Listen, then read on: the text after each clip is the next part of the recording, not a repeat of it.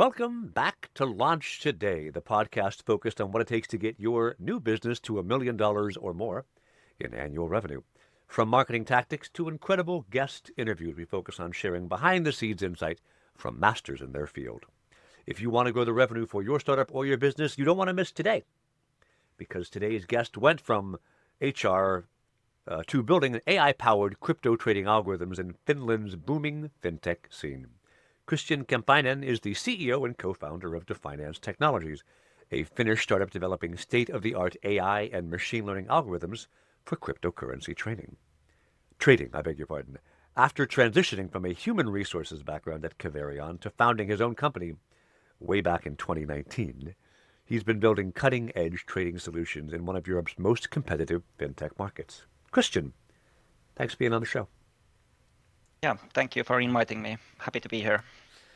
Excellent. So you obviously get started in entrepreneurship and just run back in 2019, immediately into the crypto space. What was your light bulb moment that made you go, this is what I need to do? Yeah, for me, like ever since I was a child, I wanted to start to be entrepreneur. And after high school, I went to the university, study economics. And around that time when I was studying, I was searching idea like what could be the best idea to start the company. And yeah, I think around that time, like crypto market was really exciting for me. I was really excited to read about Bitcoin, about the crypto market. That was like the light bulb moment that, okay, I want to start a project in this space. And then I guess like trading algorithms was for me like the most obvious ones. That's if you can make good trading algorithm, then it's like everyone wants that. And yeah, luckily for me, my roommate actually was a PhD. I became roommate with him, Nicholas. And yeah, we hit it off like really well. We became like extremely good friends. I was doing my bachelor's, he was doing his PhD. And yeah, then we just decided that, okay, let's start building this trading algorithm and platform as well. Okay. Obviously, since 2019, the crypto market's changed a bit. How did you survive the worst of the crypto winter, and how are you doing now that these things are finally starting to shake off a bit? Yeah, it took us like actually quite some time to make the algorithm like really good. Like we started with the spot trading first with the Bitcoin, and first couple of years that was we were doing like extremely good with it. There was a bull market, so that was one of the reasons. But then as time went on, when eventually the bear market started, we noticed, okay, it's actually not so easy to have like really good like a spot market strategy. So then we shifted to like trading futures, like with the USD, the USDC, and so on. And that was our transition that we are trading with the stable coins now, like past couple of years. And now after 5+ 5 years of development, now the algorithms are like extremely good. So for example, this year we are like plus 20%.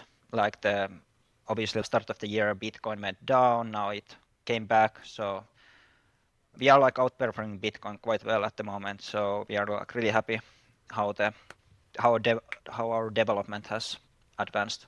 Gotcha. So 99% of founders, I think, have moved on to AI LLMs. They think DeFi is dead in 2025. Why are you still here? Now for us, like actually we like wanted to make trading algorithm just for ourselves. We can just trade it ourselves, make money, right? And then, of course, as a business, we wanted to scale, so we took investors. So then the idea advanced that, okay, let's just trade our investors' funds and make them money. But now over time, then we decided, okay, let's just make a platform that anyone in the world can access our algorithms. And that was our kind of cycle with our logic. And our platform launch is like just a couple of days away, hopefully this weekend or next week, let's put it this way.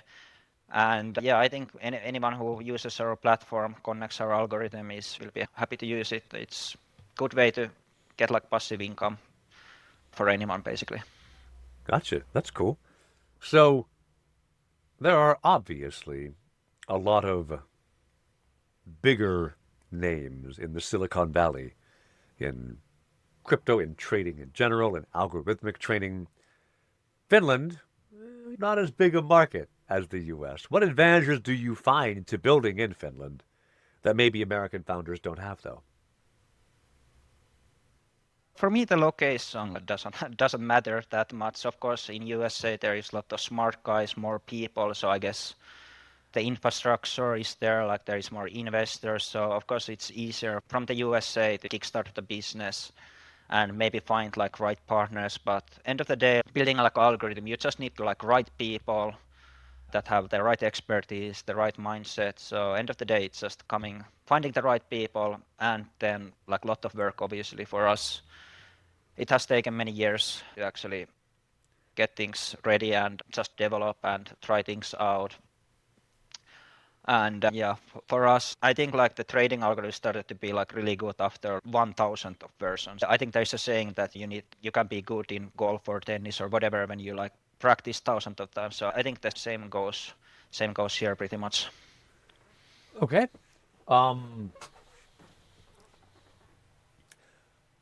I remember reading on X, I think it was maybe even this week, that U.S. founders, one of the problems they grapple with early on are things like, how do I get health insurance? Because, of course, in the U.S., it's a pain to get that. When I lived in Europe, and now that I live in Canada, it's like taxes are high, that's a pain. Legislation can get in the way, that's a pain. But some of those fundamentals, like, hey, if I get sick, what happens? That's covered, which I do feel like people underestimate as an advantage because it removes a worry for the founders. It can also be a disadvantage, though, because it removes some of that pressure to get big enough to be able to afford the infrastructure you'd want to see in a business. Okay, you obviously made this transition from HR employee into founder, and you've been at this role for a while now. What do you think about your background set you up for success as a founder, and what did you find you really had to relearn from scratch? Yeah, I think the HR, like I was doing HR like while I was studying in the university, so I was doing like that few months, and that was the time that I like really realized that I don't want to be employee and don't want to work for a big company, even though it was not horrible, but it wasn't just for me. So that was like the time that I decided that okay, I really want to start a company. And yeah, I guess with the being like an entrepreneur is that it's a lot of learning. Like I didn't have like prior experience for the cryptocurrency scene, not that much, and even trading and anything like really regarding this space. So basically everything I needed to learn from scratch. And same as my founder, he actually learned to code. He was like PhD in chemical engineering, so he learned to code as well as other people in our companies. Yeah, I think anything can be learned if you just commit a lot of time, energy, and what you are passionate about. And yeah, once you get passionate about something, you like really want to get deep into that topic, then I guess. I think that is a really important qualifier for a founder who's going to be excited and engaged and stick with this because you're 5 years in, coming up probably on 6 years in, to building out DeFinance Technologies. How far along do you think you are to your end goal of what you want to make with this company? No, to be honest, I think we are just starting. Like these 5 years, to be honest, we wanted like everything done in just a couple of years and be millionaires or whatever. Yeah. But yeah, I guess then the reality hits hard. And yeah, I think we are just starting. Now we are just launching our platform and we are hoping like hundreds of thousands of users. And there could be like potential different routes for us, like hedge fund route maybe some point and so on and so forth. So yeah, I'd say this is just the beginning. Now we are done our development phase, so to speak. So yeah, like really excited about the future and let's see how big we can be eventually. Yeah. Yeah, I think that is easy to underestimate when you are a founder starting. Is you go, oh, look, my 5 year plan is to build this up, sell it, exit it, and then build the thing I really want to build. Can't tell you how often I hear that from a founder. Here you are 5 years in, and I think you're still very committed. You're passionate about this, but also 5 years in and you're just at the start. So if imagine if you'd founded a company you didn't care about, how much it would suck to be still stuck with this thing that you were like, man, I never wanted to be doing this in the first place. So I'm glad you found an area that you can still wake up excited about. Okay, so you have built your company in Helsinki, which is, I think, one of the burgeoning tech scenes of Europe. Can you tell me something that you really like about building in Helsinki? Yeah, I think once you are starting a company, there is quite good support systems, so you get grants basically. That's how we started eventually. When we started the company, like first 1 or 2 years, we got like some money from the government to support with the cost, and then after a few years, we then raised our seed round. So that was like really great that the government helped with supporting with those first years. And so yeah, there is some grants that you can get here in Finland, and then of course the education is excellent. To get the background, like I was studying the economics, university completely free. You actually get paid money to study, which is quite crazy compared to, let's say, USA, that you need to pay hundreds of thousands. And yeah, the education level is like really good, high, like one of the best in the world. So those are like really good benefits. And yeah, I think then the challenges would be like, I think like investment policy here in Finland is like investment in companies in general is like very reserved. So I think for example, in USA, people take way more risks when investing. And then of course, like you mentioned, the taxing is quite high. So some companies leave some point from Finland to maybe some tax havens. So that's also always the dilemma, that do you want to stay here or not? But at least for now, we are still here. That's good. I think it's in Helsinki. There's a tech conference I keep getting invited to by the founder called Tech Barbecue. And their slogan is where tech and hygge meet, which I think is a fun idea to bring that kind of Finnish comfort and belonging into a community there. I think in some of the local startup scenes in Helsinki or in Warsaw or in Barcelona, I've been to all of them. There's a little more, hey, it's us in this small area against all those a-holes in the US. So Um, if you, as you have been building your company out and thinking about how to make DeFinance Technologies succeed, what have you learned about how to find an audience that you think other founders would benefit from knowing? no, well, I guess our standing point was like to make good product. My view is that once you have good product, then the customers come to you. So, for example, if we would have launched our like trading platform and algorithm like years ago, which we could have done it, but then the algorithm is maybe some months it makes money, some months it loses money. So then it's not a good product, right? Eventually, like the customers would disappear when the product is not working. For us, it was like the most important part was to actually make good product, and then the customers will come. And yeah, and now once we are launching, I guess now it's more about the focus on how we get publicity and awareness for our product. So yeah, I think now it's getting more important question for us now after the development. Okay.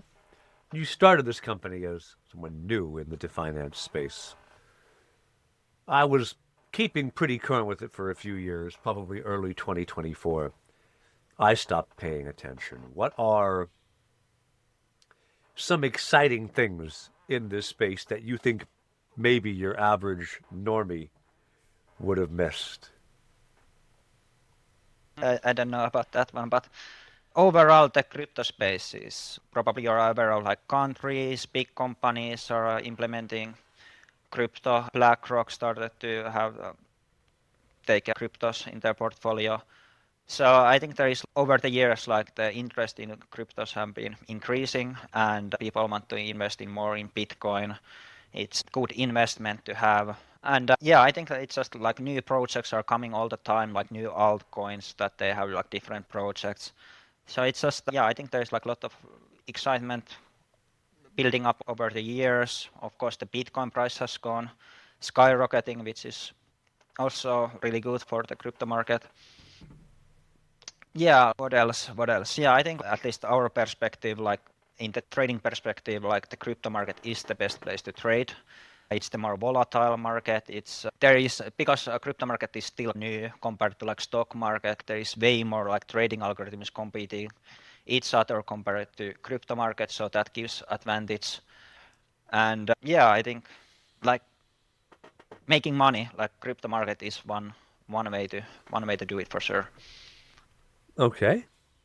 Everybody has AI in their product, right? I can get AI. I literally saw an AI pencil advertised yesterday. It's a clip you put on your pencil to make it where I think it digitizes your notes as you write them automatically, whatever, right? Just AI and everything. Insanely, so many things that don't need it. What are you building into finance technology that's different than your standard, let me shoehorn in some LLMs and say, now with AI, so pay me more? Yeah, that's a good question. I think when it comes to the trading algorithms, like the AI usage is maybe a little bit different. So LLM models maybe don't necessarily work very well. They can be implemented in certain ways, but that well. And overall, I guess like the AI in the trading space is new, so not many people even are not using it, and it's difficult. So traditionally now it's like machine learning mostly. So for us, like what we have been implementing with the AI is like a reinforcement learning. So I guess that's like now the thing with the trading algorithms using reinforcement learning to get the algorithms better. So I would say that, yeah, with the trading algorithms, the reinforcement learning is the thing to develop and work on. I think the terminology of AI, artificial intelligence, has almost been cheapened by the fact that they're like, hey, your fridge has open AI, your pencil has all these things. And so people, particularly I'm thinking of less market aware people, just think AI is in everything and it's all the same quality. And so they wouldn't get why, oh, what you're building is purpose built for this. That's why this is a better tool if I wanted to do spot trading to try and earn some money. Um, as a founder, I have enough to do. As a founder, you have enough to do. Every day I'm not going to be spending my time checking how is Bitcoin versus UDT versus Polycoin versus, I don't know, Dogecoin, whatever. I'm not looking for these arbitrage opportunities. At some point, the skill that I am doing gets eaten up by AI, but it hasn't been yet. How do you make the compelling case that, hey, you want to do day trading, spot trading, whatever? That's a good way to lose money, usually. But what we're doing is special because it's extra because you get this result because. How are you messaging on that difference? So basically what we are doing different compared to others, you are asking.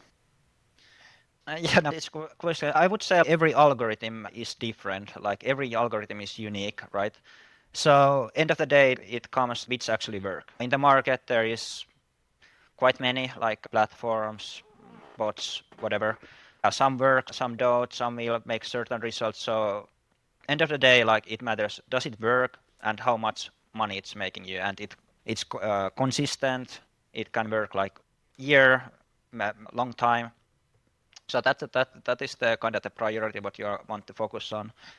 And maybe I'm not spilling all the secrets here, but it's making like a good algorithm. It's like a puzzle piece basically. It involves so many factors. So it involves indicators that you use existing money, you create new ones. It's playing with the machine learning models. You test out like so many times different models. You focus on different key factors, and it's just a really big combination of puzzle pieces, and you want to fit them all together. And yeah, once you get them all to fit together, then you're good. Okay. As I think of what's been on the horizon for DeFi, cross-chain interoperability, tokenized assets. I was CMO of one of the first companies to try and tokenize stuff as a regulatorily compliant security called Polymath Networks. And that's still always just 6 months out. We'll finally get that one locked down. World asset integration, tracking of pick a thing you want a durable permanent record of. Any of these things are ways that crypto and DeFi could move into. We've been at the edge of making that happen for years. If I'm putting you on the spot here and saying, hey, we're almost exactly in the middle of the year. Here it is, Friday the 13th in the 6th month of the year. What do you think changes the rest of the year? What's the new thing that's going to show up, or the old thing that's finally going to be working, that's going to get people excited and back in the crypto space again?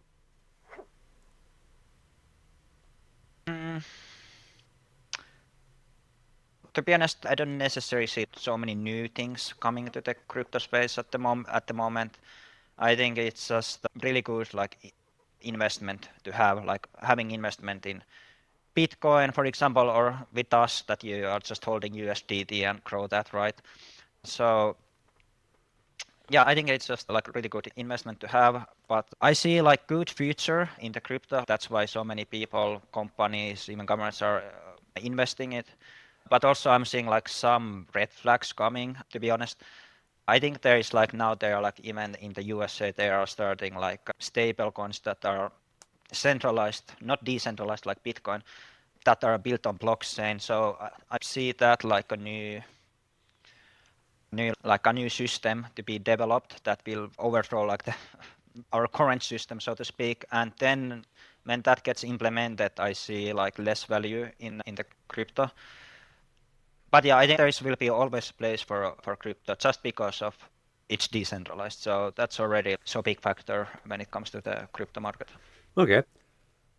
In general, when I'm mentoring a Web3/crypto startup, one of the things I say is people don't care what the core technology that powers your business is, right? It's like saying, hey, we're built with MongoDB. Okay. For most Web3/crypto startups I advise, I'm like, hey, look, steer away from messaging about that because that's a feature. That's not really a benefit that people care about. You're different because, of course, you have to say we're doing trading on the spot price for all these different coins and currencies, all of which float and move at different rates. Have you found it easy to drive adoption because people understand these coins are volatile, and so there's opportunity when there's volatility? Or do you find it's hard to drive adoption because people are like, crypto, I tried it once and it was dumb? Yeah, like I said, like in the trading perspective, like the volatility is good. And yeah, I think our messaging would be like people that are already in the crypto space. Maybe they have, because our trading algorithm will be connected to your own exchange account, right? So we are like looking already existing users that have Binance account or Bybit, like they have already some cryptocurrency account. So we are like looking at people that are already in the space. But yeah, I think it's just quite over the years, more people have gotten involved in the crypto space, which is really good. And that's what we are really excited about, that more people are coming and hopefully more people come to use also our solution. Excellent. All right. As you can probably tell from the books behind me, I love a good book. I think it's important for founders to be putting new information in their heads. Books, audiobooks, podcasts, magazines, whatever. You've got to have something that's giving you new information to spark a transformation in what you're doing. If you were to talk to a founder right now, they're like you, but they're you from 5 years ago. They're just starting their entrepreneurial journey. What would you tell them to read or watch or listen to, fiction or nonfiction, that you think would help them be a better founder? Yeah, and I guess starting a company, you select, okay, this category I want to focus on. And then it's just about researching a lot in that specific category. And I think any reading or watching podcast or it's good, right? Like any knowledge that you gather it's not waste, right? But yeah, I guess yeah, I think it's just need to be ready to commit a lot of time for the project what you are starting and have a lot of endurance. Things take time. And you have to have quite good capability of handling stress, right? So that's also one of the functions. But one thing, for example, when I was studying economics in the university, like I'm not sure like that those kind of studies and material from the university was actually that helpful for me at least. So I was more interested about like already like reading about AI and that kind of sort of stuff, and that wasn't like really present in the course materials. Yeah, I guess it like little bit depends on the person. But for example, if we compare to my co-founder, he's like extremely good with the mathematics, which is extremely important with the trading algorithms. So Yeah. for him, studying a lot of math, for example, was like very crucial for us. So yeah, I think it's just about with the startup companies finding the right people with the right skill sets, basically. Okay. You've been building in this space for a few years now. You've been through ups, you've been through downs. The other question I like to ask founders toward the end of our discussion is, there have obviously been times, because there are times in every founder's life, when you felt like quitting, when you felt like I could do anything with my life that would be better than this, literally anything. Why am I here? How did you find the grit, the fire, the whatever to get past that so that you're still a founder and a CEO today? Yeah, no, well, I guess for me it's been like I always have this dream to go big, basically. So Yeah. that was like always driving me that no matter what, like I will get there. And passion like to get things good. For our case, make the trading algorithm really good. Yeah, like for sure, there has been difficult times for me, some weeks or months, like completely low on energy or whatever. But end of the day, life is a struggle. You always need to get back up. Yep. So that's the philosophy that needs to be also in the being entrepreneur, that you go down, but you need to get up. What's I forget the name of the band. I get knocked down, but I get up again. You're never going to keep me down. It's the entrepreneur's mantra. Okay. Mm-hmm.